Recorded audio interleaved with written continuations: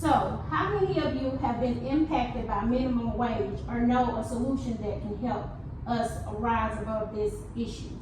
Well, Miss Felicia, if you would allow me to speak for just a second, I want to say about minimum wage. I have worked minimum wage jobs all my life, and it took me from my family, and I wasn't able to raise my, be at home with my kids. So it affects another person because someone else had to take care of my children. But I think if they would raise the minimum wage, it would most definitely give people more time with their family, and also the emotion, the psychological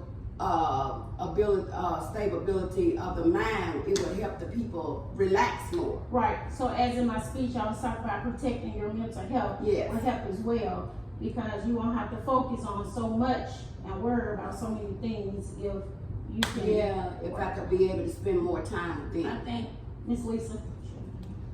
I think if the federal government would assist mothers with child care that's making $15 and below, also assist with giving them grocery, you will have a better economic working Environment. because by the time they pay child care and buy grocery, there's no food room for to pay utilities or pay high mortgage or pay insurance.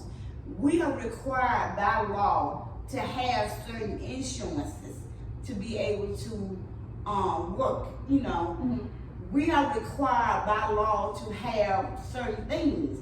The FICA, Social Security, federal hold, everything has to come out of our payroll before we even get an opportunity to see it. Right.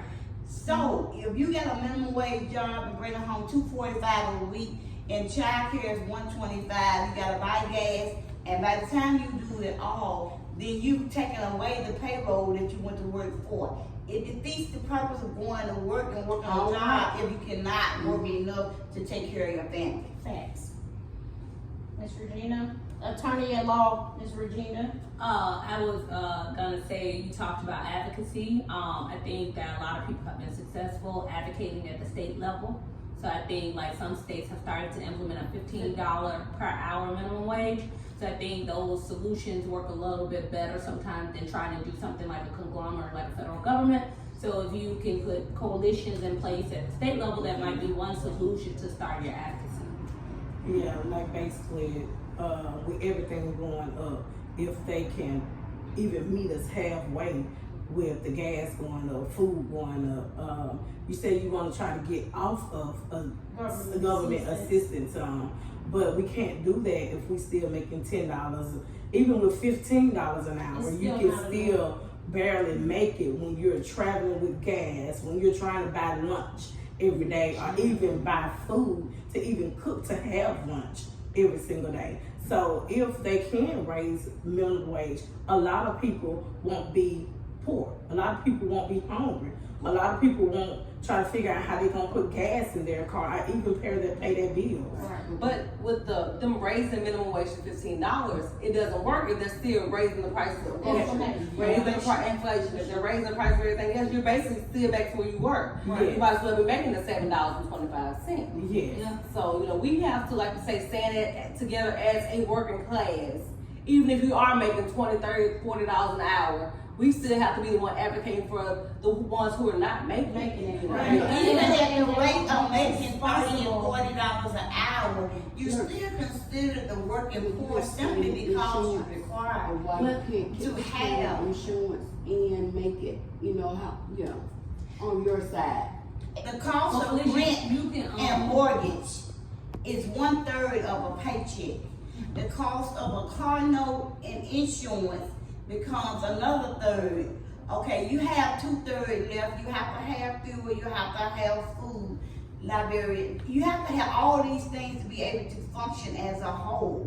So if you got two parents still making 15 and 15, you still have the same situation because the inflation still overbears all the income that you have coming in, even at the rate of 40 or 50,000. Mama, what I think is interesting, go ahead. So with that $15, now that y'all spoke on insurance, so when you start making $15, that cuts you out from the extra Medicaid. Medicaid. Yeah. So now you're looking at having to pay insurance for a family of 4. Insurance for a family of 4, health insurance is costing about $1,200 a month. So think if $15 times 40 hours, which you're looking at $550 or something a week, maybe a little bit more. But And you, then so if you you add add anything 2,000 over $100. Yeah. So if I'm making say $2,000 a month or $2,500 a month, I'm still paying $1,200 in insurance alone. That's not include food, gas, car notes. So you're still back to the same Same money that you've been making. Been making. Right, so if in Medicaid, if you make anything over $100, like you were saying with insurance, they automatically cut you off. You can't make $1 over $100, or they cut you off of Medicaid. So I still consider the economy the way the U.S. has it set up, even at the rate of making $100,000 a year, you still consider that as a working poor. I agree. By the time you take out your 401k, take out insurance, take out policies, Social Security, pay child care, pay mortgage. No. If you list all the things that has to be paid by mandatory, you have eaten up because that 1/3 of income does not make at home to do it. Right. But if our country would assist like other countries like Canada with insurance Yes. and free vegetables and fresh food will help cut down on the medical costs That's for what- people. Bring our medical under control. If our economy would look at, okay, we have to have a child care system, but if we were to assist with schooling and everything that's needed from the child care all the way up, even for the middle class working parents, that would assist in lighten their burdens also. Because with the poor less than minimum wage, we're dealing with, okay, we have some food stamp assistance, HUD assistance, we have some government assistance. Allow them to keep them so that they can work and put that together and perform. right. All right, Lisa. Cut it off, Felicia. We gonna cut it off. All right, if anybody, I really do appreciate you guys for all of your inputs on this discussion, and I want to thank y'all for coming out to listen to me today. Thank you. Amen. You can cut and make it into